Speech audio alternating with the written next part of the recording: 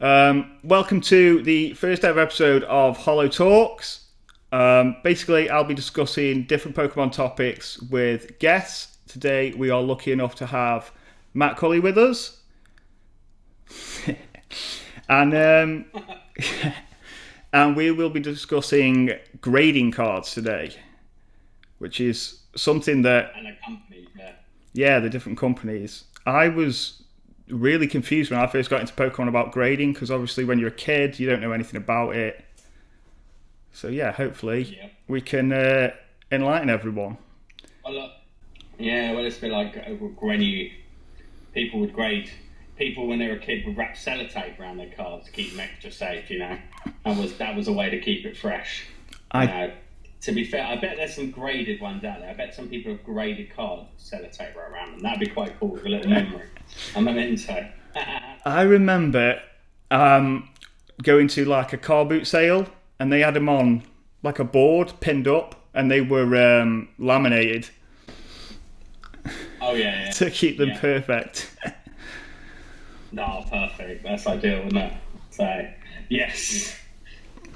So, do you want to let people know a little bit about you, in case they haven't seen you before? Presumably they have, but... Hello everyone. Thanks for watching. My name is MattCulli. I have been a collector for years and years. I started doing YouTube about 4 years ago. Being full-time, opening Pokemon cards on YouTube and doing whatnot and buying and selling cards now for the past 3 years. And I tend to do sort of content. I do a bit of opening, but I tend to do a lot of more advice pieces and stuff, like more how to save money, rather than how to spend it. I do a lot of top 10 videos, a lot of advice pieces, and I like review a lot of things as well out there, grading companies, mystery boxes, sets that are coming, whether I think they're going to be good or bad, that sort of thing. So a lot of stuff like that, really. That is actually why I asked you specifically for this topic. I've seen a lot of your videos on grading companies. I think you recently did one. You finally got your PSA cards back the other day. I saw that video come out. I did, because after 4 years. 4 years. Nice. Away. Yeah, that was due to the whole middleman issues in the UK, where, basically PSA put all the middleman cards from UK companies, they basically put them in a separate warehouse and just didn't touch them. And I believe what they were, I don't know the exact fact, but my understanding of what I've been told anyway is that PSA basically kind of demanded some money from these grading companies. Obviously, a lot of these middleman companies, this all happened during lockdown, didn't really have the money, because a lot of them you pay when the cards come back. And people weren't going to pay when cards weren't back yet. Yeah. And it caused, one really big one, Ludkins, obviously I think there were other issues at Ludkins and not just this, to be fair. But then you also had Graded Gem, who are still around, and they've pretty much got everyone's cards back to them. I don't actually blame them too much. They were a victim of their own success to an extent. I actually think people should be pointing the finger more at PSA and the way they manage things, rather than the middleman companies. Because we obviously have some great middleman companies here in the UK for PSA now. But they've learned from the mistakes of your Graded Gem and stuff. They try and get payment up front or earlier. Also, PSA have worked on their middleman sort of dealings now, and they're starting to prioritise them a little bit.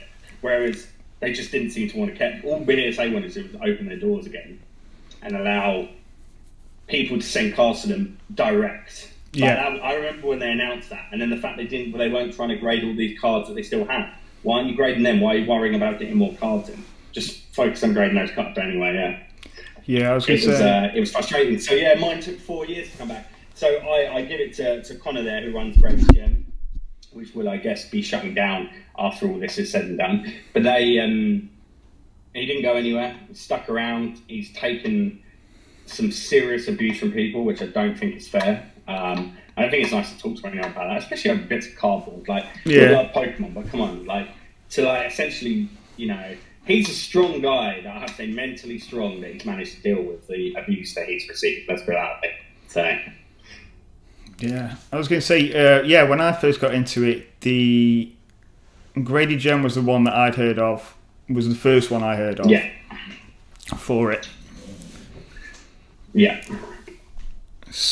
Yeah, Graded Gem started because Connor started grading his own cards and then started grading his friends' cards. And then Tom went in to help him out, basically, who now is one of the heads at Ace Grading. Yeah.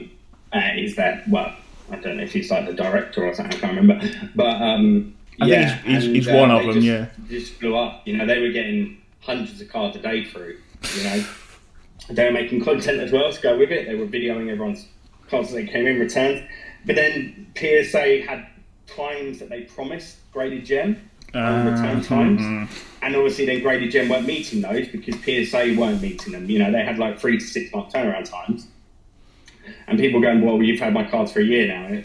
But it was PSA's backlog that was stopping it. So that's where I sort of, you can put some blame on Graded Gem as a victim of success, is that they didn't stop receiving, they kept allowing people to send cards to them. Yeah. But they weren't getting cards back, if that makes sense, you know. But, you know, it was, it's tough. It's tough when that's your job and your life. I guess it can be quite hard to just cut the cord and say, no, we won't send any more cards, you know. And to be fair, I think even if they didn't send any more cards, there would still be people waiting, you know, because they would still have the whole issue anyway from COVID.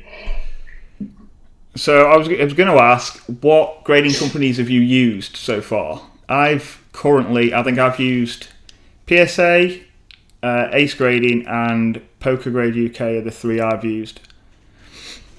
Yeah. So I have tried the big 3 American ones: PSA, Ace, PSA, CGC, and Beckett BGS. I've used all 3 of those. In the UK, I've used Ace, Poker Grade, PGC, is it or PCG, Pocket Card Grading, another one. I also tried Tree Fog Grading. Oh, yeah, and I've also tried. I never tried Get Graded. That's one I never tried. Nope. And it's one I've never massively had any interest in trying myself. And Universal Grading is another one that I did try. And then in France, I tried PCA. So yeah, there's a few there. Yeah, I was going to say I've never heard of some of those. I'll be honest. I've heard of Tree Frog and Get Graded, but I didn't like the labels for me, which is what put me off. Personally, yeah. Aesthetically, yeah. They were basically the first UK grading company to start. They got in quick during the COVID era and when PSA was basically impossible to grade with, and they jumped on an opportunity that was there. But they've definitely fallen to the wayside from what I've seen, along with Only Graded. It's another early adopter. They don't really see. I personally, they have a big issue. One of their big issues for me is with that Only Graded. They grade their own cards and then sell them. Oh, it's not right. You shouldn't be grading your own cards. No, you know. That's what. Let me clarify. That's what I've seen and what people have talked about, and I've actually seen it on their website. Now they may, you know, if they ever see this, they might have another thing to say about that. Maybe they weren't their own cards; they were other people's, and they were selling them on their behalf and stuff. But I don't feel that a company who's grading should have any dealings with selling their own cards as well, you know, or selling their cards that have been graded. If it's their grading company, because they could just put a grade higher, just try and get a bit more money for someone, that sort of stuff. I don't think you should ever do that. No, I completely agree. You can, even if you're unintentionally grading it higher, if it's subconsciously in your mind that you're going to be selling that on, you might still do it without meaning to. Yeah, it's tough. It's like, so I know, for example, when speaking with Tom, because Tom is part of Ace, he is not allowed to grade his own cards with them. Yeah, that makes sense. If you work for Ace Grading, you can't grade your own cards with that company because it's too small a company where they're all in the same office. Like, you know, I don't know what the rules are if you work for PSA. I don't know if people who work for PSA are allowed to grade their cards, because potentially they might be, because the business is so big that no one's going to know, and maybe you have to submit anonymously via another way, you know. But the guys at Ace can't grade their own. Yeah, that makes sense. So, moving on from all the different grading companies, who is your go-to grading company now? Oh, for me, it's actually Ace, like 100%. I'm like all in with them now. So I've got a lot of my Charizards have been graded. I would cross grade a lot of my PSA ones, but unfortunately, some of my PSA cards actually got damaged when being graded by PSA. A lot of people had this same issue at the top right corner on the back. I got like a little, like, almost like a scuff. And it must be a process that they do because it's always in the same spot on like everyone's cards. But yeah, long and short of it, I then just went to get, for me as well, with that, what it was with Ace is I really like their case. I really like their Ace labels when they do the like matching label with the artwork in it. And I feel like out of all the UK companies, personally for me, they look like the ones that have the most potential to become one of the established with BGS, CGC, and PSA. I feel like Ace are up there. You know, they've just launched in America now, and it's like you don't have to pay like stupid shipping fees and stuff. It's like quite cool what they've done, and it like generates a label for them and stuff. And I think with someone like Randolph at the helm, like obviously being the like one of the owners and like the creative like vision behind what they do, he has a lot of stuff in mind and plans, and like they really feel like they'll be established. I don't see them going anywhere. Let's put it that way. I don't see Ace disappearing. I'm pretty certain that they'll be the ones that hang around. That's for sure. Yeah, I completely agree. As soon as Ace came out, I went all in pretty much. I don't think I have any PSA cards left actually. I might have one or two, but yeah, pretty much all my collection's Ace graded now. No. I did them as soon as they come out. I did a submission like within that 10 minutes, got them back, and did a video on my channel about them then. And yeah, they just felt a world apart from PSA. Like the slabs are so solid. Yeah, I loved them. Yeah, they also seem to make a lot of improvements going forward. You know, like certain different areas. Because, like for example, when it came out, they had the slabs coming apart, didn't they? I think in the earlier ones, they worked on getting that sorted. Then after that, you had what else did you have with that? They had the whitening underneath where the Ace label was when it was in the middle. Yeah.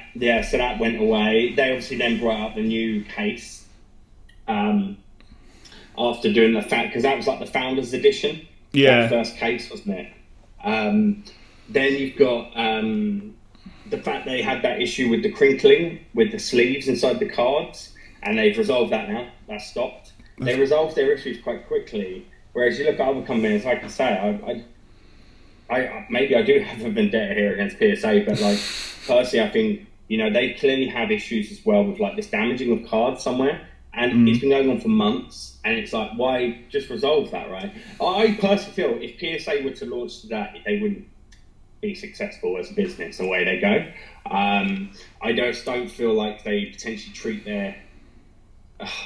The problem with PSA is they add the most value. Fact. Yeah. If you want to add value to your card, PSA are going to add more value. People will pay more for a PSA 7 than an Ace 7, a PSA 10 or an Ace 10. Don't get me wrong, there are CGC again don't add as much value as PSA, and Beckett don't necessarily, unless you get a black label with Beckett, if you get a 10. Then that adds a lot of value. That adds more than a PSA 10, a black label. But I feel like most people with Beckett, they don't want anything but a black label. Anything else is crap. You would only grade with Beckett if you want a black label, and that's because it adds a lot more value. So I would say, I don't know. I for me, really like Ace. I completely understand why people want to use PSA. It's really funny because a lot of people think they're saying they don't necessarily like it as a company, and they're like, but it adds the money. PSA adds value, And I don't think that will ever change.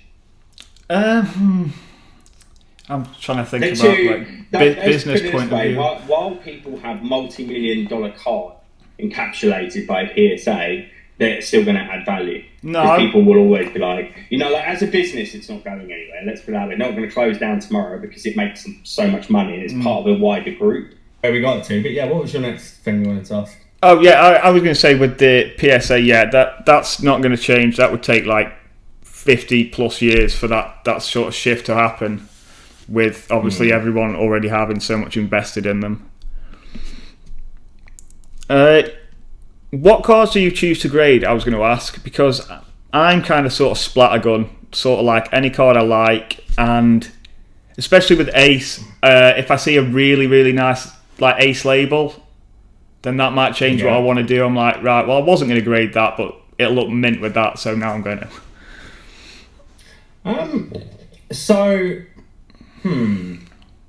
It's interesting for me because, so obviously Charizards, because that's what I collect, so that's what I'll grade. And then I'll sort of grade anything that's worth selling, if that makes sense. So, like, because I stream and whatnot, I often do like a big Ace slab sale stream at the end of each month. And I'll normally grade secret rares, because a lot of the time when I grade if I haven't bought a collection, I've usually graded modern, like broken some modern stuff. And realistically nowadays, not a great deal of value is added if you only grade modern, unless you get a 10. If you grade it and you get a 9, I don't think it adds a great deal, because by the time you take the cost of grading and stuff, you pretty much get raw value anyway. You need 10s in modern to actually really add value. But I would usually focus on something I collect. That would be my thing. So anyone else watching, if they're like, what should I grade? If you have a Pokemon that you collect, grade whatever you like. Yeah. Let's put it that way. There's no rule of thumb of what you should and shouldn't do. Like, say, if you collect something, grade it, whether it be a Caterpie or a Charizard, doesn't matter. Just grade whatever you like, But like I personally grade my Charizards, and I grade, if I buy collections, I'll grade any really, really clean vintage cards from collections, whether they be holos. I probably focus more on them, or something that's maybe particularly rare that's like a non-holo. If it's like a Japanese promo or something like that you don't really see, I might grade that. But if it's for your personal collection, grade what you like. Yeah, I grade Raichus. You could have probably tell. So I'm working. What's your favourite card you've got at the moment? The Alt-Art tag team, Raichu Alone on Raichu. Oh yeah, nice. Very nice. What grade has it got? 10. I don't have any. I don't have any not 10s anymore. I think because I normally try to get at least 2 or 3 before I grade them, and then I just hope at least one of them gets a 10, and then sell the others. That's cool. Yeah. Yeah, I'm the same. I think you need, for modern, you're looking for 10s really, and then older cards I'm not so bothered. So I've got like that first edition Machamp that everyone's got. I think that's a 7, but that's like I actually had that as a child, so it's just nice to keep it still. Yeah, the era first edition. Yeah, where every single one's first edition. Yeah, in a theme deck. Yeah, they weren't meant to be. If you find a base set Machamp without a first edition stamp, that's actually quite big money. I've never seen one. They're all meant to have it. Yeah, I was going to say I've never seen one. I don't know if there was a shadowless one or not, because when they've released the first set, but I'm not sure, because actually, realistically, think about it. Base set didn't even have all the Pokemon in it, did it? No, you had to. So it should have 151 cards, but actually, what was it, 102 card set? So there were a few Pokemon missing out on it anyway. And there's some trainers in that, so that's even less. Yeah, true. And energy cards had numbers in that set as well. Oh yeah, God, forgot about that. Yeah, that was sort of it. I just wanted to have a nice little chat about grading. We are on the.